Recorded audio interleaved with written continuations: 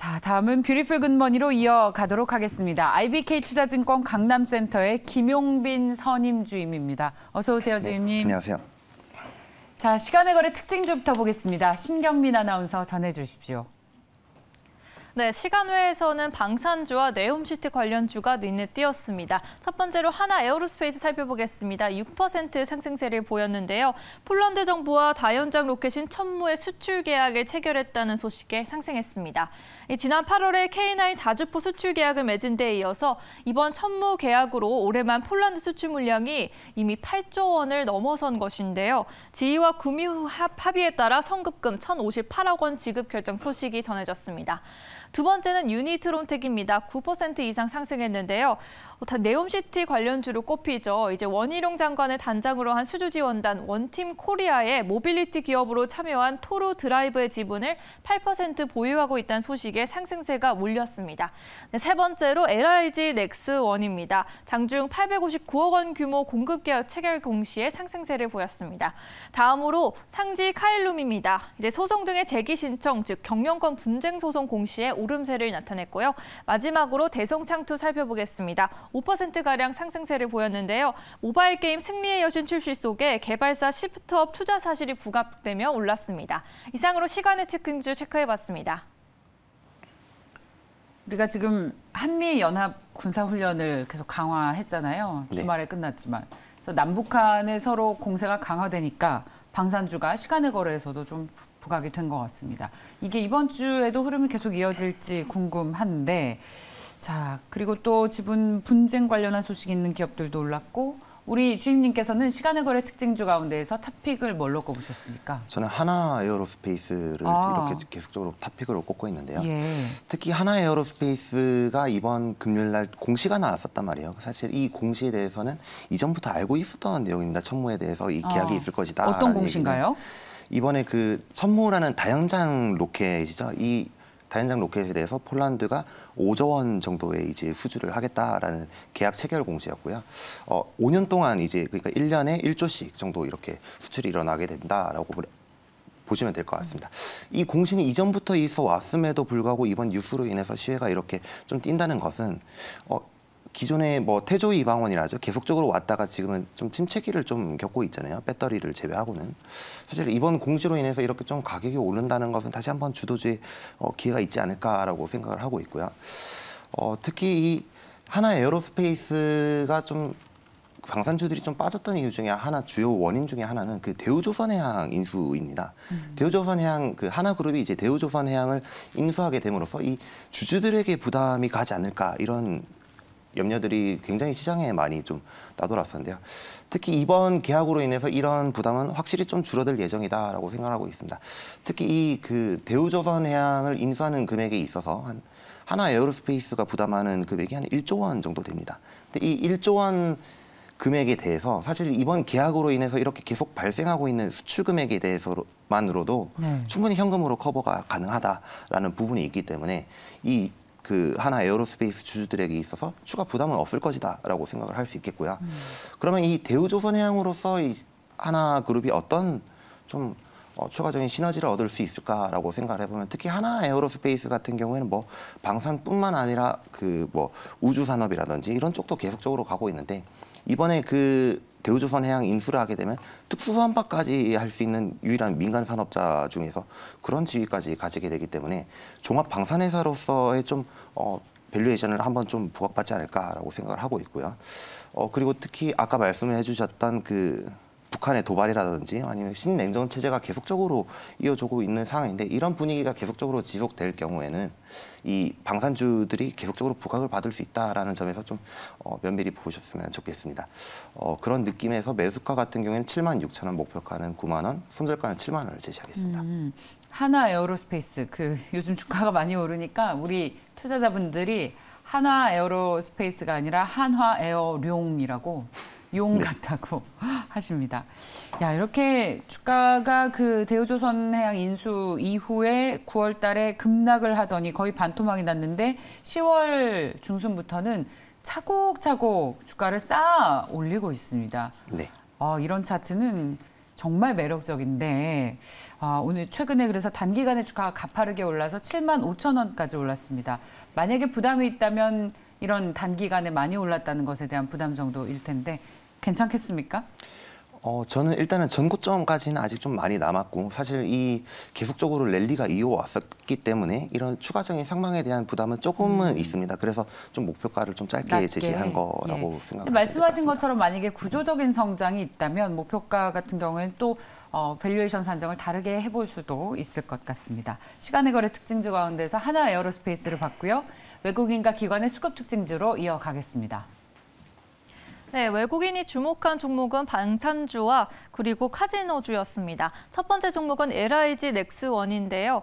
이 한반도의 군사적 긴장감이 높아지자 방산기업 주가가 상승한 영향이 있었습니다. 지난 한 주간 남북의 군사적 긴장감이 높아진 게 배경으로 꼽히는데요. 북한은 2일부터 3일까지 이틀 동안 단거리 탄도미사일 그리고 대륙간 탄도미사일 등을 포함한 미사일을 여러 발 쐈습니다. 또한 한국과 미국이 지난달 31일부터 5일까지 대규모 연합 궁중훈련 비질런트 스톰을 시행하기도 한 게 영향이 됐습니다.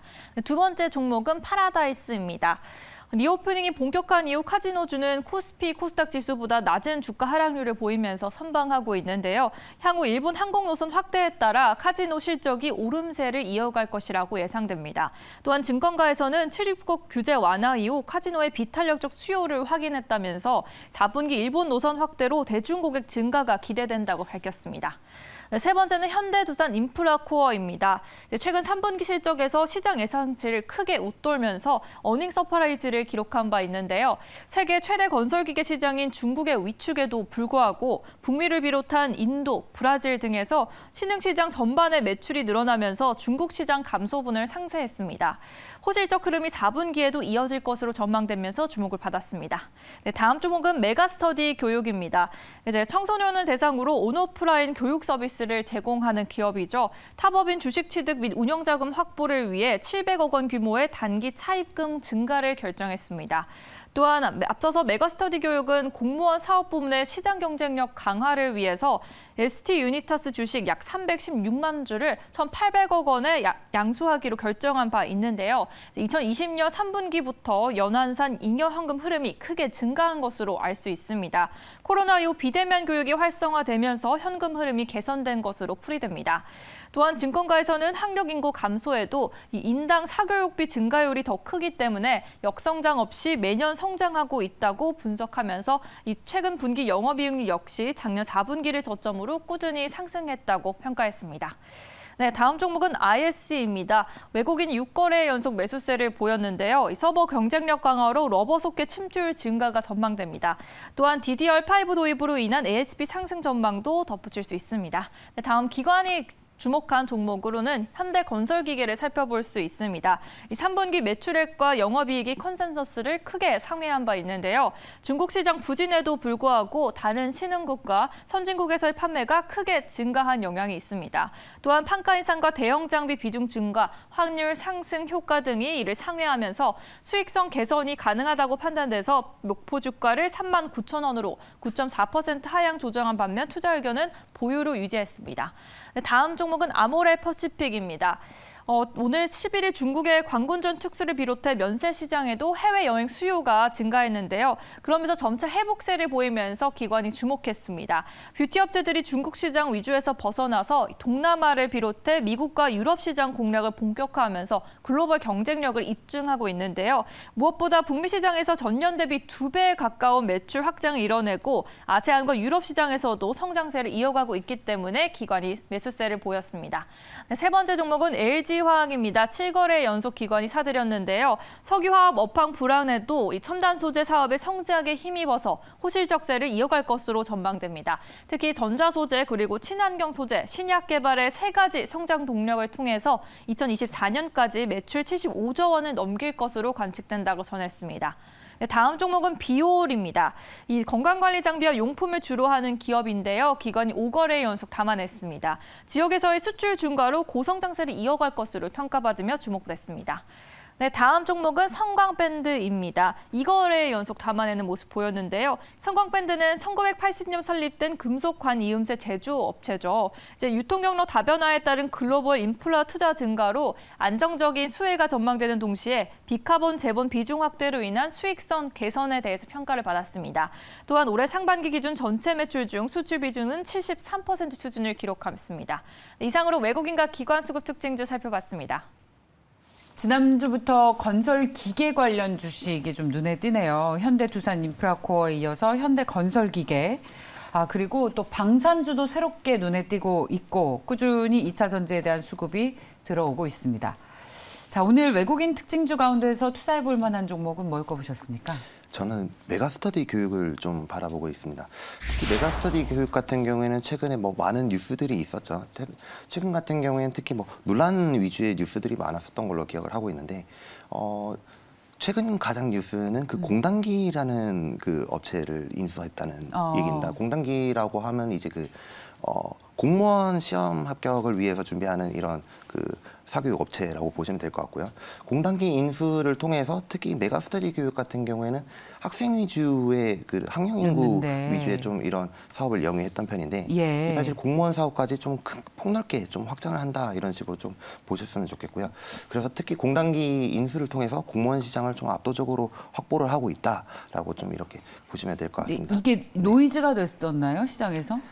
사실 예전부터 있어 왔던 얘기인데 예. 이번에 계약이 체결됨으로써 그 공무원 시장까지도 좀 아예 확보를 하고 있는 것이 아닌가. 사실 이 공단기 인수에 대한 뉴스는 한 1년 전부터 있어 왔던 뉴스이기 때문에, 근데 아직도 사실 그 독과점 요구를 통과를 해야 되는 부분이 있기 때문에. 이게 뭐 카카오로 따지면 골목상권 침해입니다. 아니 자기네 영역만 하지 다른 것까지 다 침해해버리면 다른 회사들은 어떻게 살아납니까? 이런 건 공정거래위원회에서 좀 손을 봐야 하는 부분이 아직 아닌가. 검토가 있다라고 알고 예. 있습니다. 네. 그리고 최근에는 가장 좀 노이즈가 됐던 부분은 그 스타 강사 현우진 씨가 이제 그 메가스터디에서 재계약을 안 하겠다라고 그런 소문이 있었죠. 네, 뉘앙스가 근데 있었죠. 여전히 네. 하시던데요? 네, 맞습니다. 이번에 열심히 SNS 재계약을 하시고. 하기로 해가지고 재계약하셨군요. 그래서 이런 불확실성이 좀 많이 해소됐다라고 볼 수 있겠습니다.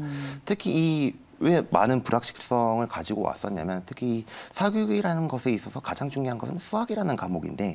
그렇습니까? 그러니까 특히 뭐 수포자라든지 이런 비중이 많은 부분이 있잖아요. 그렇기 때문에 이 강사 라인업에서 가장 그 중요한 것이 수학이었었는데, 이런 부분에 대해서 좀 불확실성이 많이 해소됐다라고 할 수 있겠고요. 메가스터디가 교육회사인데 하나의 스타 강사가 주가를 움직이는 거 보면 거의 엔터 회사랑 비슷해졌어요. 네, 맞습니다. 예. 뭐 그렇다고요. 그리고 이제 그 앞으로 이제 그 뭐 저출산이라든지 이런 부분에서도 계속적으로 문제가 되잖아요. 근데 이번 달 15일까지 이런 부분에 있어서 그 입법 예고를 하겠다라는 것에 대해서 어느 정도는 수혜를 받을 수 있는 가능성이 있다. 교육주 중에서도 좀 수혜를 받을 수 있을 것 같다라는 부분도 있고. 예. 특히 그 메가스터디 교육이 뭐 지속적으로 논란이 있는 것은 학령 인구가 계속적으로 줄어들고 있다라는 얘기인데, 사실 이 시장에 대해서 전체적으로 보자면 학령 인구는 줄어듦에도 불구하고 이 전체적인 사교육 지출은 계속적으로 늘어나고 있단 말이에요. 그렇죠. 이런 부분에 있어서는 특히 메가스터디 교육은 좀 지속적으로 전망이 있지 않을까라고 생각을 하고 있습니다. 네, 메가스터디를 살펴보고 있습니다. 그 인구수는 줄어도 사교육비는 안 준다고 하더라고요. 맞습니다. 그러니까 아이를 적게 낳으니까 그 아이에게 드리는 비용이 훨씬 더 높아진다고 이야기를 듣고 있습니다. 근데 메가스터디 주가는요, 요즘 정말 빨랫줄 걸어놓듯이 하나도 변화가 없어요. 그래서 공단기 인수 얘기가 나왔음에도 불구하고 주가에 영향이 없는 것은 말씀하셨듯이 이미 1년 전부터 노출된 재료이기 때문이 아닌가라는 생각이 드는데, 그래도 매력이 있다고 가지고 나오신 걸 보니까 목표가와 그 매수가를 어느 정도로 잡고 계신지가 궁금해지네요. 매수가는 8만 원이고요. 목표가는 9만 5천 원, 손절가는 7만 6천 원을 좀 제시를 하고 싶습니다. 메가스터디가 아니라 메가스터디 교육이군요. 네, 맞습니다. 정정하겠습니다. 네. 메가스터디 교육이었습니다. 자, 기관 순매수 특징주도 꼽아주십시오. 기관 순매수 종목 중에서는 성광밴드를 좀 보고 있습니다. 네. 특히 성광밴드 같은 경우에는 지난번 그 방산주와 같이 이전에 그 뭐 피팅 업체로 엮인 종목인데요. 맞아요. 같이 움직이죠. 네, 맞습니다. 특히 피팅 업체 같은 경우에는 다시 좀 봐야 할 시즌이 왔다라고 생각을 하고 있습니다. 피팅 업체 같은 경우는 지속적인 수주가 계속적으로 증가를 하고 있고, 2022년부터 2023년까지는 특히 좀 어닝 서프라이즈 계속적으로 예상이 된다라고 할 수 있겠는데요. 특히 일단은 성광밴드 같은 경우에 이 피팅 업체라 하면 이음새 부분이죠. 뭐 LNG 선박이라든지 아니면 그 대형 플랜트 이런 건설 쪽에 들어가는 용접 이음새를 제작한다라고 할 수 있겠는데요. 특히 조선 쪽으로 보신다면은 좀 실적이 계속적으로 더 나올 가능성은 있다. 왜냐하면 그 LNG 관련 실적이라는 것은 이연되는 효과가 있습니다. 왜냐하면 이 발주를 받고 설계를 하고 그리고 이제 그때서야 이제 그 기자재를 가져오기 때문에 이런 이연되는 효과가 있기 때문에 특히 이 국내의 조선 수주로 봤을 때는 확실히 앞으로도 실적이 더 남아 있을 것이다라고 생각을 할 수 있겠고요. 그리고 성광밴드 같은 경우에는 대부분 조선 쪽으로 많이 매출이 연동되지 않을까라고 알고 계실 건데 사실 이 화학 플랜트 쪽이 훨씬 더 많습니다. 정유화학 플랜트 쪽이 훨씬 더 많기 때문에 이런 쪽으로 봤을 때는 이 성광밴드가 지금은 왜 살아남고 있는가라는 얘기를 해봤을 때 이 저유가 시대에 있어서 줄도산한 것들은 셀 업체뿐만이 아닙니다. 사실 피팅 업체들도 글로벌리하게 많이 도산을 했었는데 저유가, 고유가. 한 2, 3년 전에 이제 저유가 시대였잖아요. 네네. 네. 그때 이제 줄도산을 세일 업체뿐만 아니라 이제 피팅 업체들도 많이 줄도산을 했을 때 지금 같은 경우에는 이제 승자 독식할 시기만 남았다라고 생각을 하시면 될 것 같고요. 그래서 뭐 앞으로는 이제 조선 발주라든지 뭐 석유화학 플랜트 증설, LNG 이제 수혜를 이런 걸 봤을 때는 한 2023년까지 실적은 계속 괜찮을 것이다라고 보고 있고요. 지금 같은 경우는 그래도 뭐 환율이 어느 정도 조정이 됐지만은 유가라든지 이런 고유가, 고환율이 계속적으로 이어질 경우에는 이 성광밴드의 실적이 계속적으로 좀 좋을 것이다 이렇게 보고 있습니다. 그래서 뭐 매수가 같은 경우에는 15,000원, 목표가는 17,500원, 손절가는 14,000원 제시하겠습니다. 네, 자 성광밴드까지 살펴봤습니다. 오늘 저희 주임님께서 사모펀드 특징주로는 B5를 가지고 나오셨었어요. 피부 미용 회사잖아요. 자, 이 부분은 좀 다음 시간에 특집으로 좀 자세하게 들어보도록 하고요. 오늘은 여기서 마무리 짓겠습니다. IBK 투자증권 강남센터의 김용빈 선임 주임이었습니다. 고맙습니다. 네, 감사합니다.